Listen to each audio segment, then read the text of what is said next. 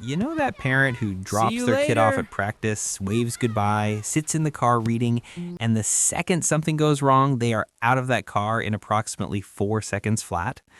That parent who seems almost aggressively unbothered until suddenly they're not? There's something fascinating going on there, and you're about to understand it. Here's the paradox at the center of Gen X parenting. This is the generation raised to be completely independent. Be home when the streetlights come on, no checking in, no one managing their afternoon. And now they get criticized for being too involved, too protective, too present. The kids who were left alone became the parents who refused to leave, and that contradiction explains almost everything. To understand Gen X parents, you have to understand Gen X children. Dual income families became the norm starting in the late 1960s. Between 1970 and 1990, workforce participation among mothers with young children increased dramatically, and the kids came home to empty houses, let themselves in with a key worn around their neck, figured out dinner, managed their own time.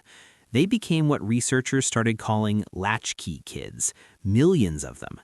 It wasn't dramatic, it wasn't traumatic in any obvious way, it was just quiet. Tuesday after Tuesday of an empty kitchen, the hum of a television, and the knowledge that you were essentially on your own.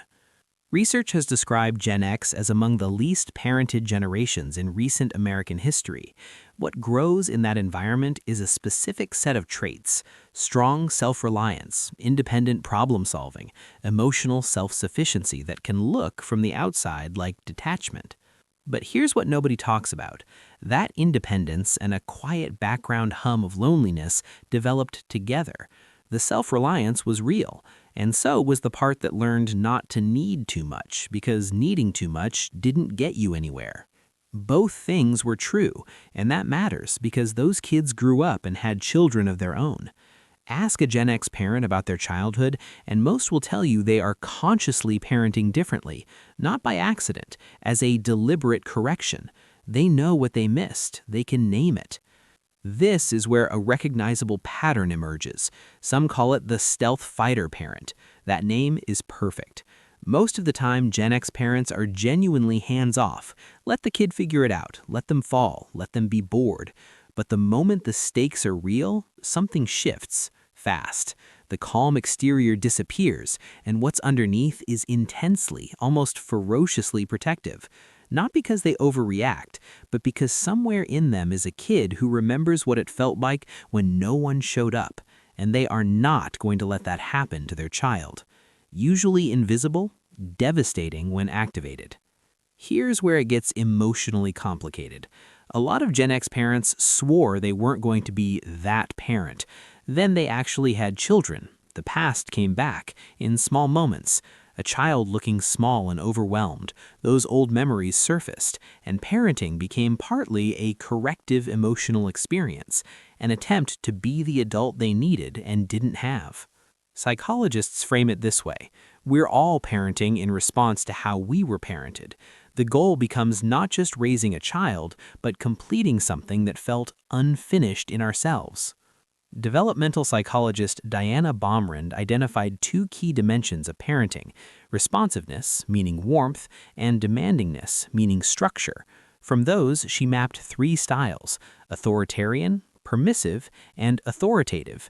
That last one, high warmth and high expectations, is what research consistently links to the strongest outcomes: better emotional regulation, higher self-esteem, lower anxiety, stronger social skills. When you look at what Gen X parents say they're trying to do, it maps almost perfectly onto that model. Present but not suffocating, warm but firm, willing to let their kids struggle but there when it counts. They're attempting this not because they read it in a parenting book, but because they know from the inside what both halves feel like in the absence of the other. Gen X came of age during recessions, disappearing job security, declining stability. What that produced was a clear-eyed skepticism towards systems. So their parenting goals shifted from protection to preparation. Raise a kid who can handle things, because the world might not be gentle. And here's what makes their position uniquely complicated. They are the first generation raising children under constant online visibility, while having grown up with something that barely exists anymore: privacy. That discomfort with oversharing culture isn't personality, it's bone-deep knowledge of what it feels like to have a life that belongs only to you. Meanwhile, they are simultaneously managing aging parents, stalled careers, financial pressure, and raising children with emotional intentionality their own parents never modeled. Psychologists call this the sandwich generation, squeezed from both sides. Boomers think they're too soft. Their Gen Z kids think they're too strict. Translators between generations that don't speak the same language. The tiredness you see on Gen X parents? Earned. Strip it all down, and the goal is this: independence and emotional presence, resilience and the knowledge that someone sees you. Preserve what their upbringing gave them and add what was missing: the emotional availability, the sense that you are not doing this alone. On technology, they straddle two worlds: pre-internet childhood, fully digital adulthood. More comfortable than boomers, more skeptical than their kids. When they set limits on screens, it comes from lived comparison, not panic. Here's what Gen X parenting actually is, at its most honest: an attempt to break a cycle without losing what was valuable in it, to reject the neglect without manufacturing fragility, to be warmer than their parents without losing the respect for struggle that shaped them. Is it messy? Yes. Do they overcorrect? Absolutely. Are they doing this without a clear template because nobody parented them this way? That's the whole thing.